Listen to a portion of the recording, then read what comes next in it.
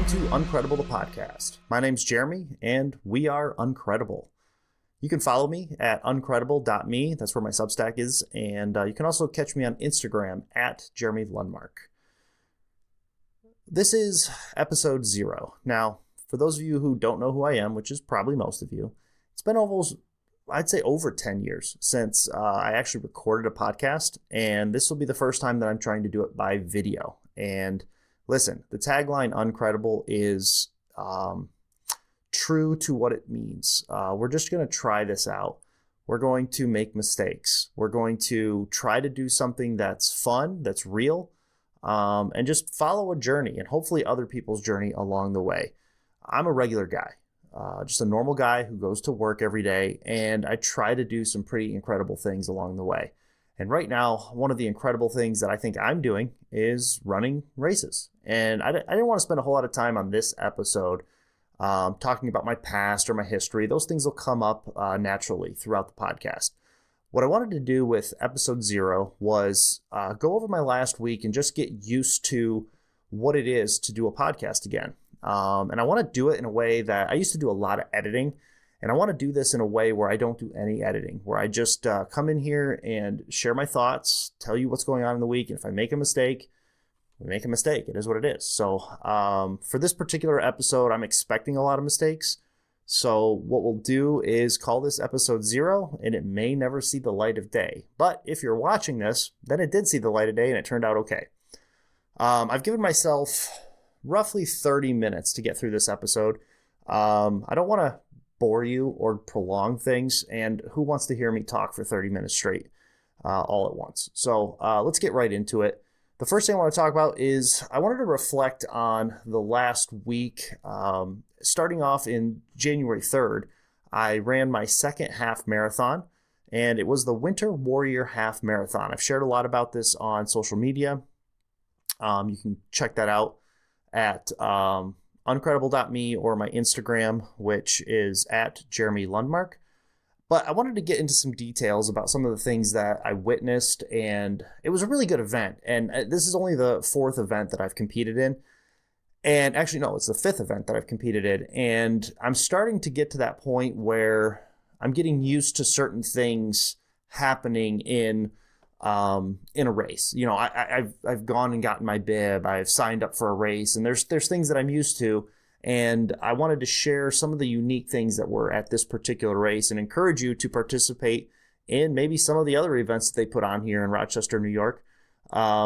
First of all, this Winter Warrior Half Marathon, the reason I did the half marathon in the winter was kind of going back a little bit. My weight loss journey began in the winter. It's just the way it worked out. It's about 6 years ago. I decided to start walking, and I said, you know what, it doesn't matter what the winter is or what the weather is. I need to get out there and walk every single day. And I did that for one whole winter. And after that winter, I kind of just faded off. And this last year, I started running. And as this winter kind of crept up on us, I thought, I loathe the winter. I hate going out in the snow. I hate shoveling. And I was like, where did that guy go who was willing to go out and walk all the time, who was willing to walk to burn calories no matter what the weather was? I remember I shared a post on Instagram. It was yesterday. I don't know when this will air, but it was from 6 years ago. I walked in this blizzard, and I remember it screwed up my knee pretty bad because I walked down this street that was sort of tilted to one side, and I walked on the edge. My feet were slipping. And I remember that laid me up for, I think, a week or two in terms of like, I couldn't run. I was just walking again. I would run, walk, just trying to lose weight. I was like, where's that guy at? I just ran this past year at the end of 2025. I ran 4 races, ran 200 miles in June. And I was just kind of like, so it's winter now. Does that mean I have to be on the treadmill this whole time? That doesn't seem reasonable. That guy who weighed 240 pounds, that guy was able to go out. Why can't this guy who's now under 180 and running, marathons, half marathons, why can't I get out there? So I sort of challenged myself, and I put a challenge out on Strava as well to challenge people to go out and run in the snow. Now, there's some safety things there. Listen, I'm not really concerned about those things. I do think about them when I'm out there, and you should too. But for the most part, I just go. I just go out there and I run. And if the terrain is bad, I now have yak tracks, which you can throw on your shoes and run with. But that's where this whole idea of running in the winter started. And I remember when I started searching for winter races, this Winter Warrior half marathon popped up. The timing was perfect because January 3rd, the place that I work, we were off of work. So I'm like, okay, that's good. Rochester, it's only about 2.5 hour drive for me. So that works for me. The price on it, if you did it early, was like, I think $85. So that's reasonable. So I signed up and I think I ran almost 130 miles in December through snow, sleet, cold, whatever. And really glad that I signed up for this because the event itself was fantastic. Let me just tell you a few things that were unique about it. Now, having done other races in the past, not a lot, but having done them, one of the things I noticed on our trip up to the race was I didn't have a QR code that the people who are running the event will typically, when you go to pick up your bib, they'll typically scan this QR code. And that will bring up your information, and then they hand you your bib. They'll assign you your number. And I didn't, my son and I, we drove. It was 150 miles roughly for us to get there. And, we're like 30 minutes away from the event. And I'm looking at my phone. I'm rereading all the information that they send you. And I'm going, I don't have a QR code. And then I even checked myself. I went back to make sure that I even signed up for this thing. And I had signed up. And I'm like, okay, so there's no QR code. So, I just sort of swallowed. And we went in. I'm like, hopefully they have my name. Well, they did. And it was really one of the easier bib pickups I've done. Usually you wait in line, which there was no line in this case. If there had been, the way they had this set up would have been a quick line anyway. I walked up, I gave them my name, and my bib was already prepared, ready to go. I think they might have had them in alphabetical order, but I mean, it was like boom, boom, boom. And so that seems like a small thing, right? So they organized and had your bib ready. Yeah. I know it seems like it's like an extra little thing. My name was already printed on the bib. Like they had a sticker. It was a label. But they had it all set up and ready to go. And it was like, wow, they really took the time to get this ready beforehand. And I really appreciated that about just the bib pickup part of the event. I should also tell you, my son and I drove up 2 days in a row to Rochester. It's 150 miles one way for us, so 600 miles total for the race that we drove. And I'm telling you what, I'd say the first 100 miles of our first trip up there last Friday was just terrible driving. And my son wanted to drive. I mean, just to give you an idea, we were going on the on-ramp to head east to Rochester. And we go on the on-ramp. And in my area, when we get a lot of snow, this thing happens where they'll plow the roads really decent or they'll salt the roads, but somehow the exits and the entrances to the highway just get missed all of a sudden. And so he's pretty new to driving, so he goes to the entrance, the on-ramp, and he hits it, and we just start sliding. And I'm just like, don't put this thing in a ditch. I'm actually thinking to myself, if he puts it in a ditch, and we can't make it up today, we can always go tomorrow and still get the bib, because we were going up a day ahead anyway. But I was like, don't go in the ditch. And he worked his way out of it. Congratulations to him. But the whole trip up, I mean, that first day was brutal. It was snowing, the roads were terrible, and he was just on the steering wheel going after it. And so I wanted to say something about that. The Google Maps, and maybe I have a setting wrong, but Google Maps was a real pain. We kept picking the route that we wanted. The route for us to get to Rochester was 3 roads, just 3 roads. And somehow we end up on these county roads that are just not plowed, not taken care of. And my son did a great job. We got there on time. There was no rush that first day. But man, we were fighting with Google Maps to just get us to where we wanted to be. Like not the location, it was getting us there, but the convoluted way that it was taking us was just, it was brutal. So, but yeah, we got up there and got the bib that first day on Friday and drove home. And we planned out, I drove home that first day, and we planned out a new route I kind of knew the area, and I was like, I don't know what Google's trying to do here. So I planned out how I wanted to drive, and we got that all set up. And so we settled that in for the next day. So we had a pretty clear route. So the morning of the race, we have, I think it was about 3 hours. Yeah, it was about 3 hour drive for us. So we jump in, and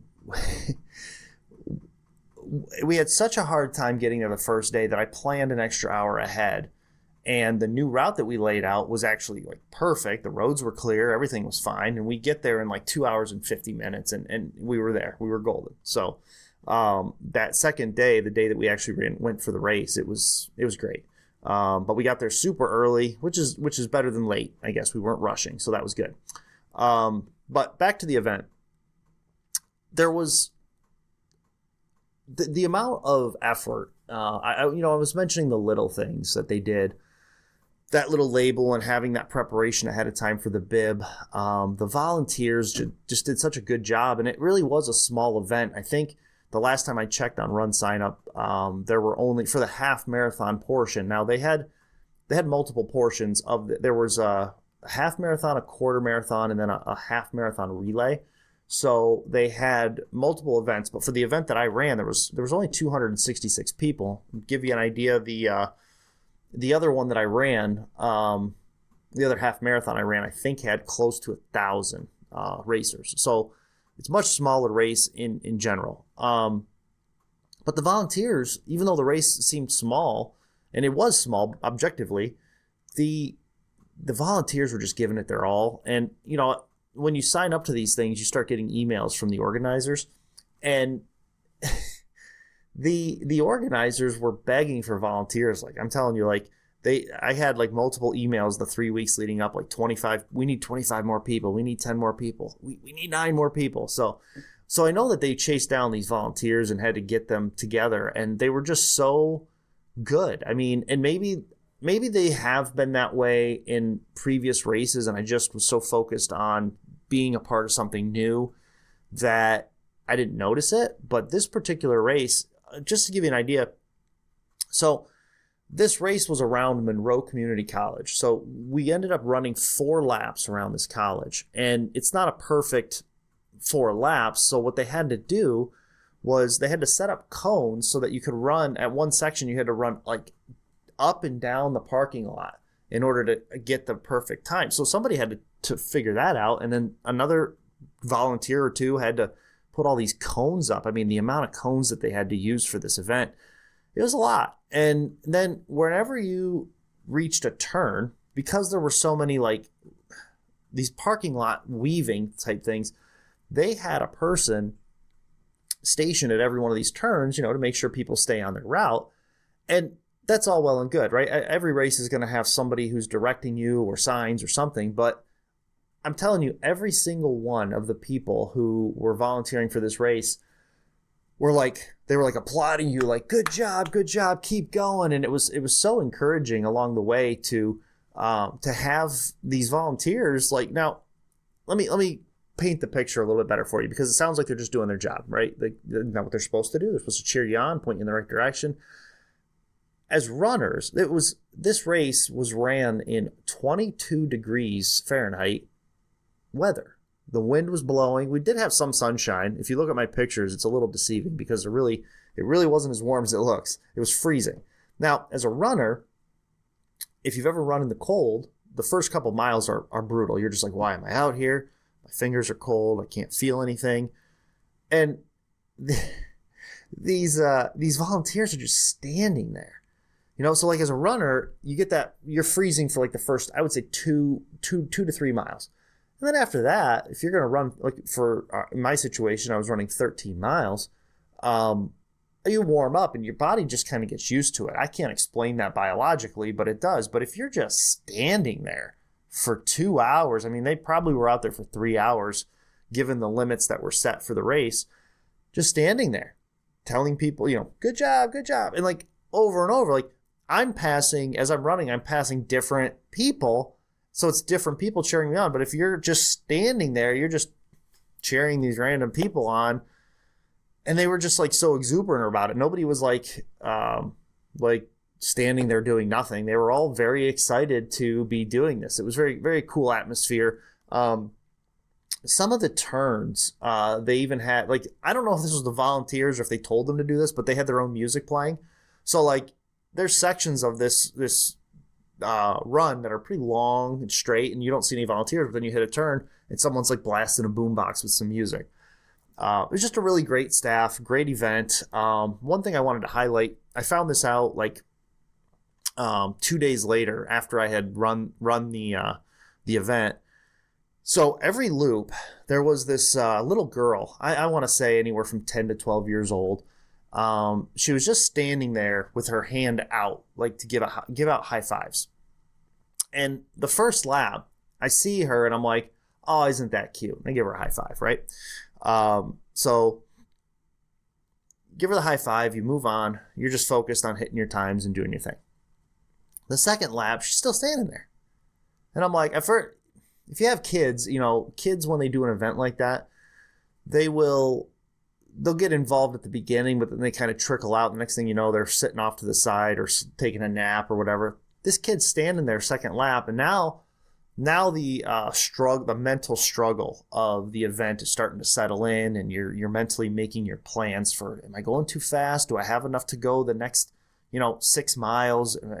Is my muscles starting to sore? Should I go slower? You're doing all those mental gymnastics, and then I see her and I'm like, she's just standing there doing this. She's still doing this. So second lap, give her a high five, forget about it, and then as I'm into lap 3, now this was 4 laps. So we're getting close to mile 10 at this point, because she was towards the end of that loop. I just kind of decided in my head that I'm going to get I don't know why this became a thing in my head, but I was like, I got to get a high five for all 4 laps from her. And here I am in my own world thinking this is just like me setting this stupid goal. Like you make all these goals with yourself when you're running. You're just like, I can go, maybe for this next quarter mile, I can go a little faster, or, you just start negotiating with yourself. And so I decide I've got to get the high five. On this third lap, I'm like, got to get the high five. So I get the high five, gives me a little boost of energy, and I run on. And I'm telling you, the last lap, I'm like excited to get to this person who I don't even know, this kid who's just standing there for this whole time giving people high fives. Now, I want to back up a second, because I don't want you to miss how this became a thing for me personally, not realizing that it was a thing for her, right? So the last lap, I know I've been doing well in the race, but I also know that if I don't keep going, you got 3.25 miles left to go. I know that I've hit my times up to this point that would allow me to hit a personal record, right? So I'm running, this 4th lap, but I also am at that point where it's like, I'm probably about 8 to 9 minutes in the good. So I'm negotiating with myself saying, I don't have to hit this time, or I don't have to go that fast. And you start saying things to yourself like, well, if you don't finish, if you push too hard and you pull your hamstring, which I've never done, by the way, it's like, if that happens, then you won't finish, or you won't hit any time, you won't PR. So just be smart, pace yourself. You're doing all these negotiations. And as that final lap starts to wear on, the dumbest things start frustrating me, right? So like there were these people who, when you're running through those parking lots that I was telling you about, where you run up and down, they were at a grade. So like when you would run down, you'd be slight grade, but you'd be like, yo, I can go, right?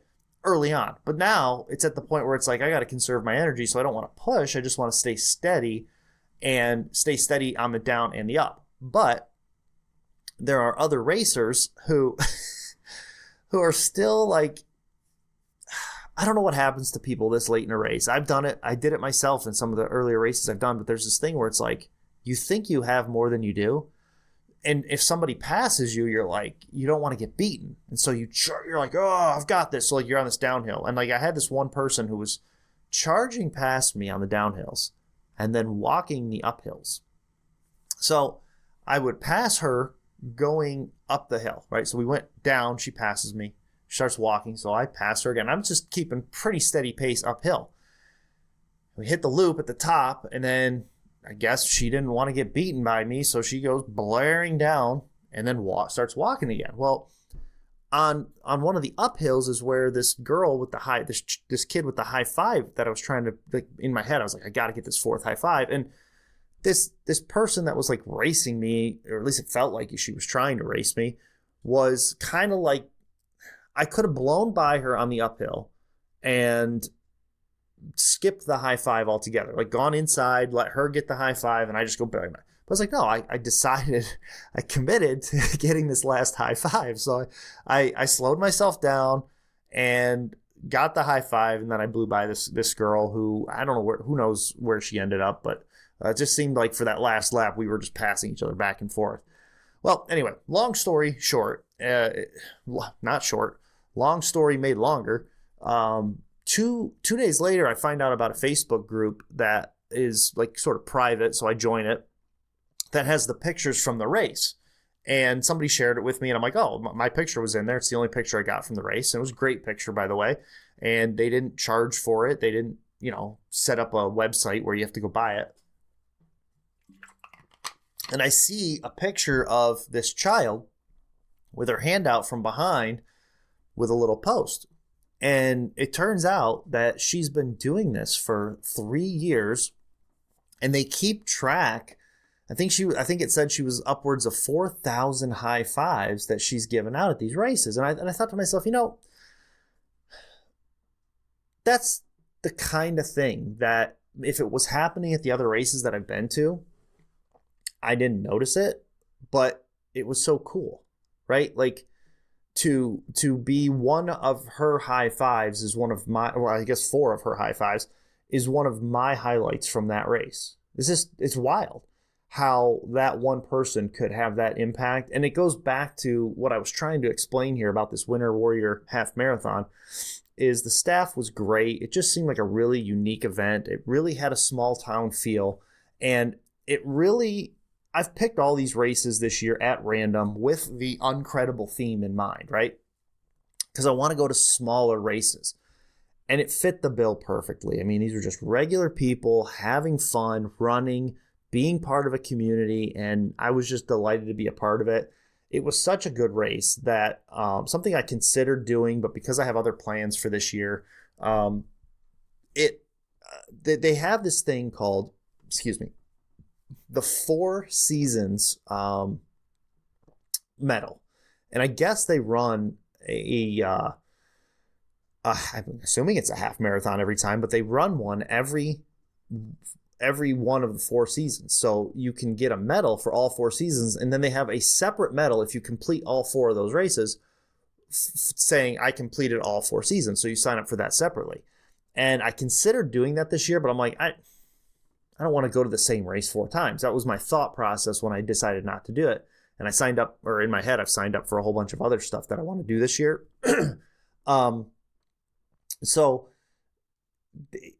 it's something where I'm looking at 2027 and I'm thinking to myself, I might do that for 2027 because it would be cool. Just as I felt it would be cool to have a Winter Warrior medal, which I did get. It'd be cool to have these 4 seasons and being a part of an event like this 4 times, especially if I was in a year where I was just trying to have some fun, which I have a feeling next year is going to be that way. We'll see. The end of this year might be that way, honestly. But it's something I might consider. So give them a little bit of support. If you want to jump on Run Sign Up and you're a runner, check out the Winter Warrior Half Marathon. And I think from there, I don't know what the other ones are called. I'll be honest. I didn't get that far in my research because I was just focused on doing a winter half marathon. But check them out. Really great overall race. So I just can't recommend it enough. And I'm gonna have a post on uncredible.me next week talking about the race and going through some of this stuff. I'm gonna do a lap by lap breakdown of how I felt, what was going through my head, and I think I'm gonna do a side by side comparison of my paces and heart rate from my first half marathon to my second, which was the one in the winter. Now, for those of you who've been following the goal, my goal for that was a 150. I did not hit that goal, but what I did do was I had a personal record of, what was it? I've got it on the wall over here. 1:59:26. So I did get a sub 2-hour marathon, which was on my list of things I wanted to do. So that was exciting. And I took 2 days off this week and eased into a new training block. I am now starting my my marathon training. I'm trying to be careful not to call it half marathon. I am going to be starting, not going to be, I did start Tuesday training for the Buffalo Marathon. So that's what's next on my list. That is at the end of May. And I'm looking forward to doing that. I do have some pretty aggressive goals for that as well. My training block for that marathon is going to focus on targeting a 3 hour and 55 marathon. Now, if you're a runner, you're going to hear that and go, that's doable, right? For a guy who just did a sub 2 in sub-zero temperatures half marathon. Well, I'm a new runner. I've only been doing this for like 7 months, the racing side of it. And my first marathon did not go well at all. I did finish. I had plans of hitting 4:30, 4 hours and 30 minutes, which I thought was a non-aggressive goal. I thought I should be able to hit that, no problem, based on what I was doing last year. And I ended, it's nice that I have these on the wall that I can just reference them. I ended with a 5 hours and 2 minutes. So I guess if I'm being honest, anything under 5 hours would be great. But the goal is to get sub 4. I know that's aggressive, so I may not chase that too hard. I can already hear myself negotiating in that race, telling myself 4:30 is fine, 4 hours and 30. But I really want to focus on hitting that 3 hours and 55 minutes. I'm going to train for that. I'm going to focus on that. So if you're following me on socials, you're going to see how I'm doing with that and what that training block looks like. But yeah, so up next is the Buffalo Marathon. It's technically a 20-week training block. Now, I talk like I've been running for a while. Maybe I don't. I don't know. Runners are like, this guy's an idiot. But when I call it a training block, this last half marathon was the first time I ever trained officially. I was just running to lose weight all last year. That's all I did. I just ran. And then this one specifically, I said, you know what? I see people training. I should probably focus on actually training. So I've been using AI to develop these plans. And listen, there's coaches out there. Those coaches might be saying, don't use AI. It doesn't, focus on your particular needs and it doesn't see what you're doing, et cetera, et cetera. I'm sure all that's true. I'm not trying to go to the Olympics like Cam Hanes' son there, Truett. I'm just trying to build my physical capacity right now. Not trying to be a professional. Just trying to have fun with this and just be a regular guy who does some slightly irregular things. I think that's probably a safe way. I won't even say incredible. Well, that's what makes it uncredible, right? So the goal is 20-week training block. First 2 weeks are going to be light. Training for the 3 hours and 55 minutes. And I'm trying to see what I wrote here. I've got notes. Notes, right?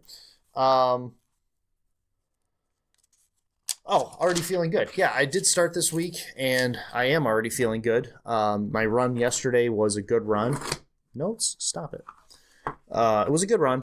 I was originally supposed to run 10-minute miles, keep it easy and not hurt myself. That's what AI said to do. But there's a challenge that on Instagram that someone's been doing where if I had I should have wrote that down. I'll tag them or something. I don't know. We'll see. If this episode ever comes out, we'll tag them. But they were doing a challenge. They do this every month on their own, and they challenged other people to do it, where they do a 1 mile time trial. Well, I don't really do 1 mile. So I did a 6 mile run where the second mile I time trialed, and I ran as fast as I could. According to Strava, I hit 7 minutes and 30 seconds, which is just, we're talking 7 seconds away from my fastest mile. So, yeah, it was a fun thing to do. The rest of the miles were easy miles, but I ended up pace of 9:30, felt good, a little sore today. But I knew today was a super rest day, so we're not doing anything, which is very rare for me to not do any lifting or running. So that's what's happening today. It's a rest day and a podcast recording day, right? So, yeah. I gotta pull something up here. The next thing I want to talk about was, so we got Buffalo Marathon coming. Just follow along. I post my runs just about every single day and where I'm at. Let me see if I can find this. It was is it on Instagram? There's a podcast I wanted to highlight, and I want to get the name of it correct. A guy I connected with at the half marathon, the Winter Warrior half marathon, a guy named Chad Williams. And here we are. If you're looking him up on Instagram, I've got him here. It's Chad Willia, Willia 1. So I guess he shaved off the MS and put a 1. First of all, shout out to him for, there's the podcast right there. Shout out to him for sharing the photo. Cause I would never have known that there was a photo out there from that thing. They had it in a private group that I wasn't a part of. And he shot it to me on Instagram. And I was like, dude, thanks, man. And then not too long after I followed him, he followed me. We had a little bit of connections and talked a little bit, and that was it. A buddy of his shared the Your Level Fitness podcast. I hope I'm saying that right. The Your Level Fitness podcast. Maybe I can link it. That's what I'll do. I'll link it in the show notes if I can figure that out. Don't know how to link stuff. Come on, buddy. But regardless of the name of the podcast, he was interviewed on this podcast, and I don't have the name of the host. Oh, maybe I do. Daryl Perry, it looks like. I'll tag all these guys in the episode notes or whatever, if this ever airs. But the point is, I took the time to listen to the podcast. I like podcasting in general. I like to listen to podcasts on my runs. Sometimes I listen on my breaks at work. And this was a really good conversation. Now, I didn't know this about him, but he talks about it in this episode, that he deals with cerebral palsy, and he's a runner.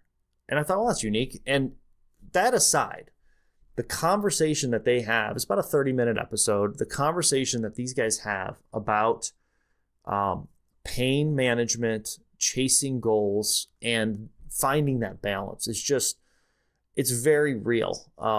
It's very real, very down to earth, and it really captures how it actually feels as a runner to have goals out in front of you, but also to be thinking, well, I don't want to hurt myself completely. What do I need to do to get faster, but also not hurt? Like that constant fight between yourself is kind of a problem. Stupid computer. There we go. Oops.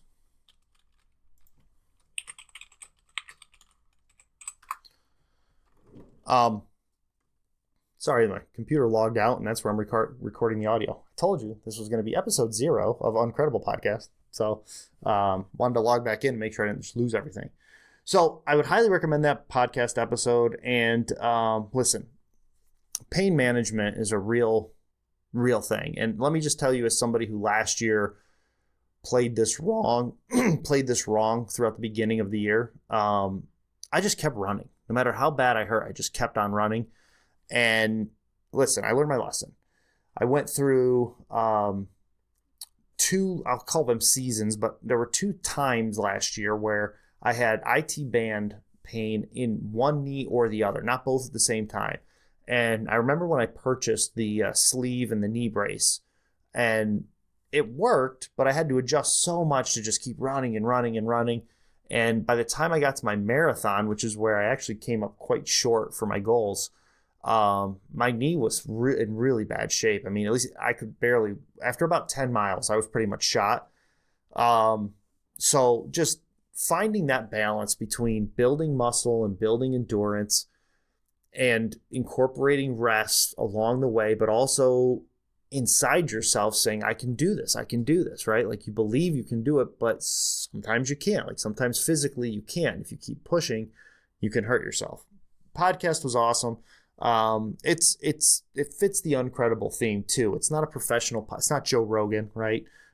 It's probably 10 times better than whatever this is I'm putting together. But yeah, highly recommend it, especially if you're a new runner and you're thinking about, like, maybe you're struggling with distances or pain or speed or signing up for races. He talks about all of that, and with the challenges associated that he has with cerebral palsy. Really good episode. So check that out. Let's see what else we got here. I wanted to go through a week in quotes. I'll show this to the camera. I don't know if it'll come through. But I have this little calendar that I got for Christmas, and I've committed to myself to go through this. And I'm sharing some of these quotes on Instagram that stand out to me. There's a lot here, so I'm just going to go quickly through this. Let me just pick one. How about that? We'll pick the one that I like the best. One of the ones that stood out to me, I've got 3 here, but I'm just going to, because this is getting kind of long. Be proud of how hard you're trying. And that kind of goes along with what I was talking about with that podcast episode. It's really easy to get down on yourself when you have a day or a week or a month where you're not hitting goals that you were previously. Like, let's say the last month. Like, oh, I wasn't as fast this month as I was, right? I just don't feel like I want to do it. Take time and be proud of the fact that you're still going out there and you're still doing it. It's something I struggle with, honestly. It's hard for me to give myself a pat on the back because I'm always chasing the next thing. It's really nice that Facebook has that thing where it kicks out a memory and shares it with you, because I've been able to see a lot of the runs that I did 6 years ago. Runs, I'll put that in quotation marks, because I was like 16-minute miles in the snow, where now I'm safely running 8:30 to 9s on we'll say an average day. So be proud of where you're at. Don't let that keep you from pushing forward, but be proud of how far you've come and how hard you're trying. Because the reality is, if you're getting up every day and you're putting in the work and you're putting forth effort, whether it's with weightlifting or exercise or even if it's education, if you're trying to better yourself, there's a lot of people out there that aren't even trying. They're playing video games. I watched an episode of Caleb Hammer. I don't know if anybody watches that, but I know a lot of people watch that. This guy was like investing all his money into Pokemon, and it was real. Even Caleb was like, is this real? If you're trying to better yourself for your family, for your community, be proud of that. Take a moment and like say, hey, good job to yourself. It's very hard to do. We are our own worst critics sometimes, and that can be very debilitating. So the last thing I wanted to do, and this will wrap up this episode for us, is I wanted to share with you my running journey so far, get you caught up to where we're at. I'm going to blow through this. If you want to learn more about where I've come from, you got to check out the Substack, uncredible.me. You can go to my Instagram. I have a bunch of highlights at the top that you can click on and just kind of see my journey up to this point. I started running to lose weight. Then I started running for distance. And that was, just give you a timeline. It was like 6 years ago I started running to lose for weight. There was a little bit of a gap in there. And then a little over a year ago, we'll say back in end of 2024, I was just trying to get those calories off, running, elliptical. And the beginning of last year, I started running for distance. How far can I go? And I got to talking to a coworker. There's a story about Rod on my Substack as well, who encouraged me to start racing. And I raced in a 5K, and I raced in a half marathon. Then I did a marathon. Now I've done another half marathon, and I've got 6 more races this year that are scheduled. Don't be afraid to jump into things. One of the things that I think is interesting about my journey so far is that in the last 7 months, I've gone from doing I did a 5K, half marathon, full marathon, like almost back to, I won't say back to back, but it was like 2 months between each one. And I'm learning now that I'm kind of in this racing world, following these people on social media, that it's not how you're supposed to do it, right? I remember I think it was after my marathon or my half marathon, one of the two, there was a lady at church who was telling me that her daughter runs cross country. And I remember as a kid thinking, well, cross country, they must run marathons, right? Or they must run miles. I remember these kids were running, both in high school and in college, just constantly running and running and running. And in my mind, I just thought they ran tons of miles. And in my mind, tons of miles would be like marathon, half marathon. And when I asked this individual, like what's the race distance, they're doing like 5 and 10Ks. Now, I say 5 and 10Ks sort of like flippantly, but it's because I didn't realize that the distances that I was chasing, because I was doing it for calories and weight loss, not for like learning to run. I didn't realize that these distances are not normal. You know, when you start reading books like Endure by Cameron Haynes or Can't Hurt Me by David Goggins, you think that this, you know, they're running 100, 200, 300 milers. So when you're talking 13, 20 miles, this thing I'm doing average stuff. And then as I start doing the research on it, finding out that what I'm doing is a little bit out of character for even normal runners, let alone somebody who just started, you start to realize that if you don't know where the boundaries are supposed to be, you'll find out that you'll go so much further. And so I just wanted to say, like, where I've come from and where I'm at right now, just encourage you that if somebody is saying like, oh, well, don't start with this, why not? Why not? Start with it. What if you fail? It's okay. You fail and then you try again and realize that maybe that distance was too far. Listen, when I ran my marathon, that distance was too far. But I didn't know that. I tried it. I still completed it. Completed it in 5 hours and 2 minutes. Did I run the whole way? Definitely not. Did I limp the last like 6-8 miles because my quad was killing me? 100%. But I tried it not knowing that it's maybe not something I should have tried, you know, hypothetically. Don't let things that you see on social media or barriers that are normal barriers stop you from trying to do something. You will find out where your limit is. Don't let someone else tell you where the limit should be or where the limit typically is for other people. You just go and do what you feel that you can do and should be capable of. And if you fail, you just keep trying. It's that simple. I guess I don't really know how I want to close these episodes, but I will say this. The theme of the podcast, the blog, all the stuff that I do, the theme is Uncredible. Okay? And like I said, in future episodes, we'll dig a little deeper into what Uncredible means.